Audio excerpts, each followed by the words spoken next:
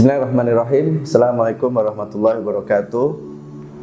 Alhamdulillahi wa kafa. Salatu wassalamu ala nabiyil mustafa wa ala alihi wa ashabihi ahlu sidqi wal wafa. Alhamdulillah, segala puji bagi Allah, Tuhan semesta alam, yang Allah ciptakan manusia berpasang-pasangan ya, untuk saling mengenal dan untuk bertemu dalam satu ikatan mitsaqun ghalidha, satu ikatan mulia, satu ikatan suci berupa pernikahan.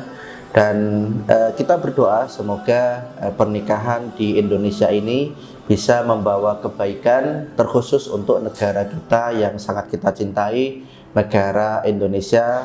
Salawat dan salam tak lupa kita junjungkan kepada Nabi kita Muhammad Rasulullah Sallallahu Alaihi Wasallam, yang dengan segala perjuangan beliau tentu kita tidak bosan ya menyampaikan bahwa seorang Muhammad itu adalah potret lengkap dari semua kebaikan ya. Jadi semua kebaikan itu ada pada diri Nabi kita Muhammad Rasulullah Sallallahu Alaihi Wasallam. Peran sebagai seorang negosiator itu sudah terbukti, peran sebagai seorang influencer itu juga terbukti ya, bahwa nama Nabi Muhammad itu bahkan jauh sebelum hadir di Madinah, tapi namanya sudah sangat terkenal ya, sudah sangat membahana. Bahkan sebelum jadi nabi, seorang Muhammad digelari sebagai seorang amin ya, sebagai seorang yang sangat terpercaya. Tentu Nabi Muhammad ini sebagai sosok lengkap kebaikan ini sangat patut kita jadikan sebuah suri keteladanan, karena ada pada diri Nabi kita Muhammad itu suri teladan yang baik. Baik teman-teman Sobat Satu Nusantara News yang kami hormati, terima kasih sudah menyimak kajian tausiah pada kesempatan kali ini. Insya Allah di pertemuan kali ini kita akan membahas ya bab terkait dengan rumah sebagai pondasi awal peradaban. Kalau di pertemuan sebelumnya kita berbicara tentang qawamah, tentang peran seorang ayah ya, maka tentu ayah ini butuh kerjasama. Bahkan seorang Muhammad ya, seorang Nabi kita Muhammad Rasulullah Sallallahu Alaihi Wasallam ketika ingin membangun satu peradaban Islam saat itu di Makkah dan di Madinah yang nanti luas menyebar selama kurang lebih hampir 1500 tahun, itu tidak pekerjaan sendiri. Itu adalah pekerjaan besar yang dibantu oleh para sahabat. Nah, tapi dari mana munculnya sahabat-sahabat hebat ini?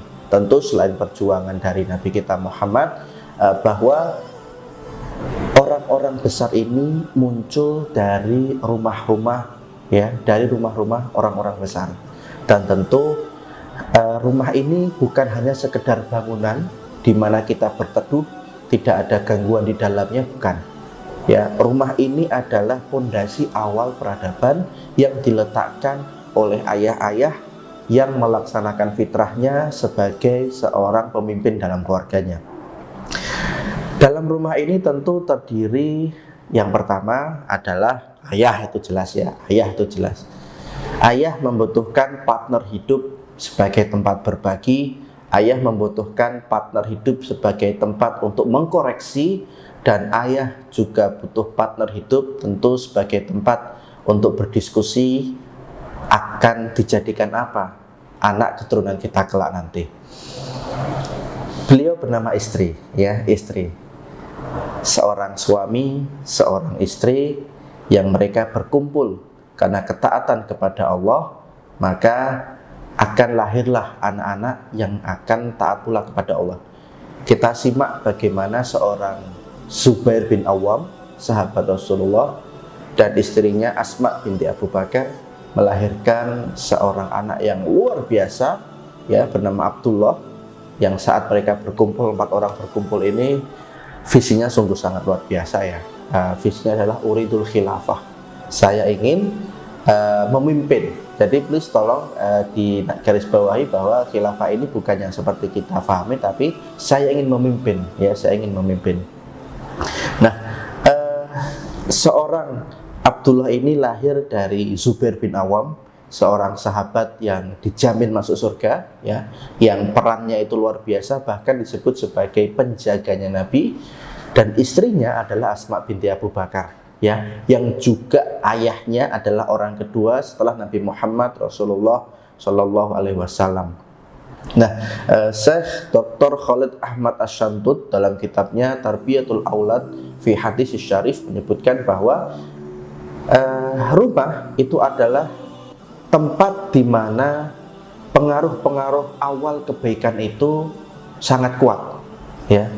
Jadi kalau bicara persentase, ya, kalau boleh bicara persentase, maka rumah itu 60%, sekolah itu 20%, dan lingkungan 20%. Ya, kita bisa saksikan bagaimana saat anak-anak sudah kokoh di rumahnya, maka saat dia bergaul dengan teman-teman di sekolahnya, bergaul di lingkungannya, maka mereka akan menjadi satu poros kebaikan. Tapi kita juga bisa saksikan bagaimana saat anak tidak kokoh di rumahnya, ya, dan saat dia keluar, maka dia terombang-ambing. Ya, kalau terombang-ambing, minggirnya di jalan kebaikan. Tapi kalau terombang-ambing ternyata minggirnya di jalan wal-iyadzubillah keburukan, maka tentu akan menjadi kerugian bersama. Jadi Syekh Dr. Khalid Ahmad Asy-Syantut menyebutkan bahwa rumah itu memberikan satu pengaruh awal baik, ya, dibanding tempat-tempat yang lain. Dan rumah itu terdiri dari dua orang yang soleh, ya, dua orang yang soleh. Yang pertama suami, yang kedua istri, ya. Suami istri yang mereka bekerja sama, suami istri yang mereka saat bersama-sama taat kepada Allah, maka akan melahirkan anak-anak yang taat pula kepada Allah, karena ketaatan itu bisa diwariskan, bisa diwariskan. Nah, jadi kriteria rumah muslim itu yang pertama adalah dua orang beriman taat kepada Allah.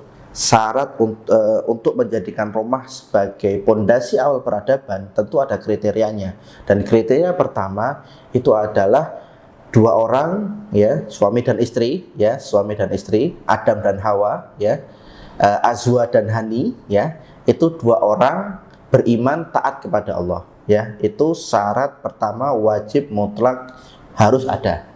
Karena jangan sampai itu menjadi ketidakseimbangan. Saat suami taat kepada Allah namun istri tidak taat, maka akan terjadi ketidakseimbangan.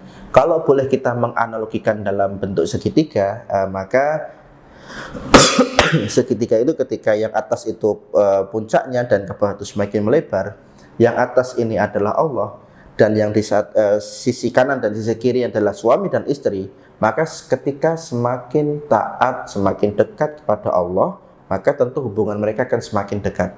Tapi saat mereka menjauh dari Allah, maka hubungan mereka pun semakin menjauh. Saya tidak bicara itu nanti mereka cerai, tidak, tapi menjauh. Mungkin keluarga tidak bercerai, tapi hampa rasanya, ya, hampa rasanya. Nah, itu yang pertama, dua orang beriman taat kepada Allah. Yang berikutnya adalah dekat dengan masjid.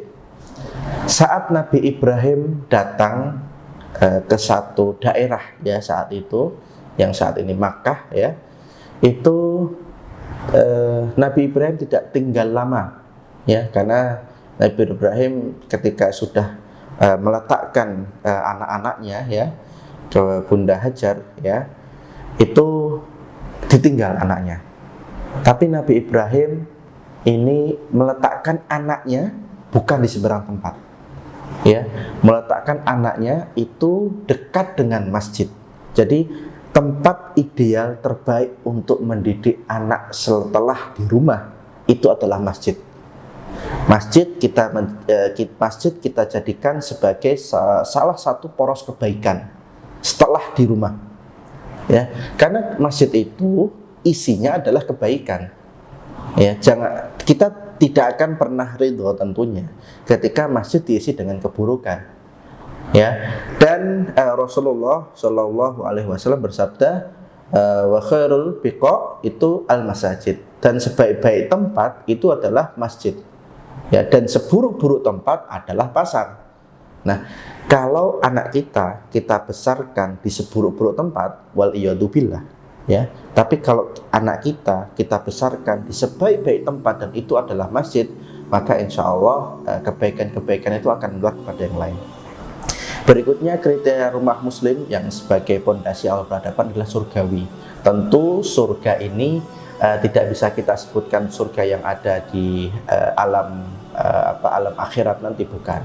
Tapi surga yang kita sebutkan adalah manifestasi surga yang ada di dunia ini seperti apa. Tentu surga itu diisi dengan kebaikan. Kita semua sepakat surga itu diisi dengan kebaikan. Tidak ada surga yang diisi dengan keburukan, ya. Maka saat rumah dibangun dengan kebaikan, itu adalah fondasi awal. Rumah itu berasaskan surgawi.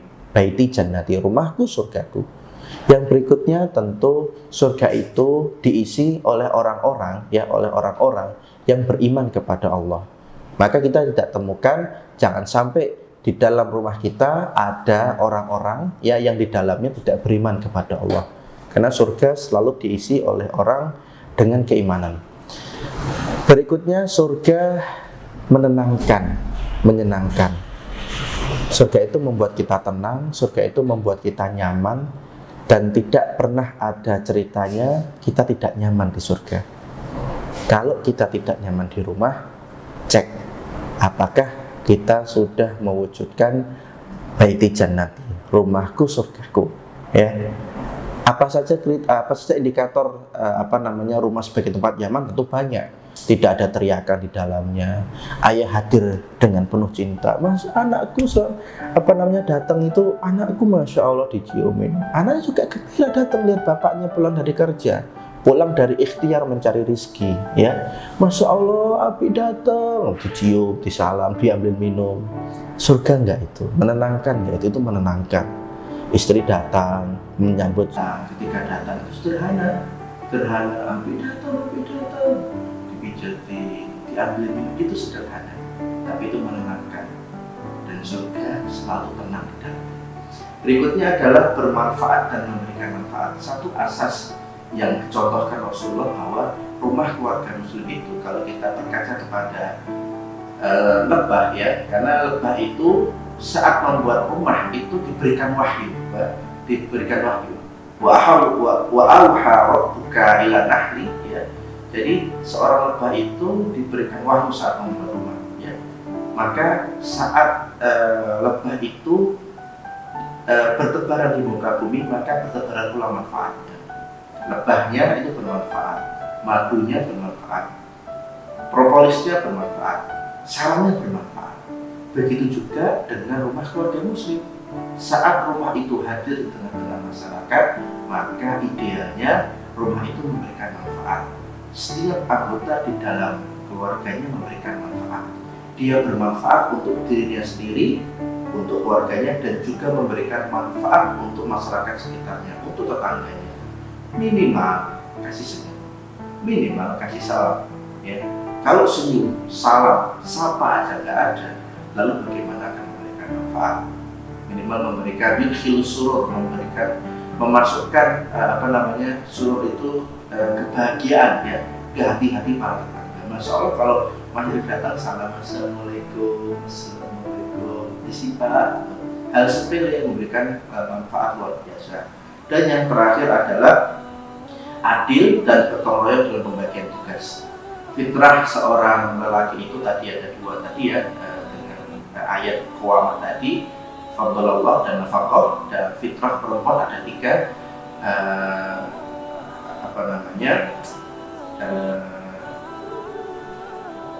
Kapan-kapan kita bahas, mohon maaf saya lupa, ya, itu hafidhah sholihat qanitat hadah. Perempuan itu tugasnya ada tiga: sholihat, qanitat, dan hafidhah, ya. Menjadi pribadi yang sholihah, menjadi pribadi yang hafidhah, dan menjadi pribadi yang qanitat. Nah, perempuan itu tugasnya ini aja.